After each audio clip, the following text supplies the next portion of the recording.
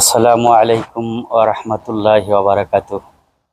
দেশ ও দেশের বাইরে থেকে যারা আমার এই ভিডিওটি দেখছেন তাদের সকলের প্রতি আমার আন্তরিক মোবারকবাদ ও কৃতজ্ঞতা জ্ঞাপন করছি।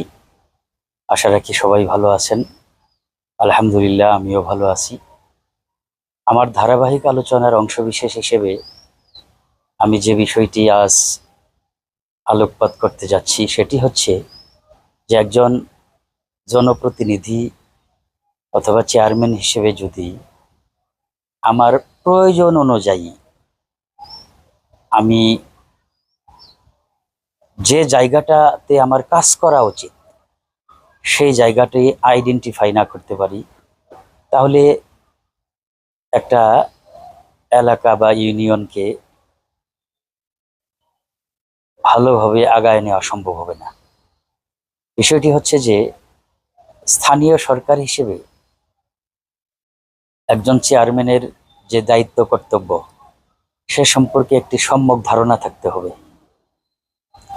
বর্তমান আমাদের দেশের প্রেক্ষাপটে প্রত্যেকটি পরিবারেই কিন্তু স্কুল, কলেজ, মাদ্রাসা, বিশ্ববিদ্যালয়ের শিক্ষার্থী আছে, প্রায় পরিবারেই। সেক্ষেত্রে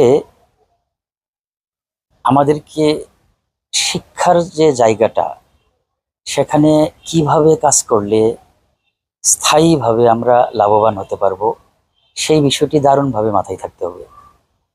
আমি একজন শিক্ষক হিসেবে আল্লাহ তাআলা যদি আমাকে চেয়ারম্যান হিসেবে কবুল করে, এলাকার যে শিক্ষানুরাগী ব্যক্তিবর্গ, শিক্ষিত সমাজ সহ শিক্ষক, আলেম ওলামা এবং যারা শিক্ষার সাথে সংশ্লিষ্ট সবাইকে ডেকে নিয়ে কিন্তু এলাকার সার্বিক উন্নয়নে পরিকল্পনা গ্রহণ করা যেতে পারে এবং যাবে।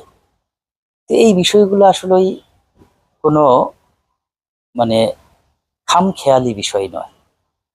দারুণভাবে পরিচ্ছন্নভাবে একটা ইউনিয়নকে সামনের দিকে আগায় নিতে হলে সকলের অংশগ্রহণ, সকলের নিবেদিত সহযোগিতা, আন্তরিক সহযোগিতা একান্ত প্রয়োজন। সেই ক্ষেত্রে আল্লাহ তাআলা যদি আমাকে আপনাদের দোয়া ও সমর্থনে কবুল করেন, আমি ইনশাল্লাহ সবাইকে সাথে নিয়ে দারুণভাবে এলাকাটিকে এগিয়ে নিব ইনশাল্লাহ। ধন্যবাদ সবাইকে।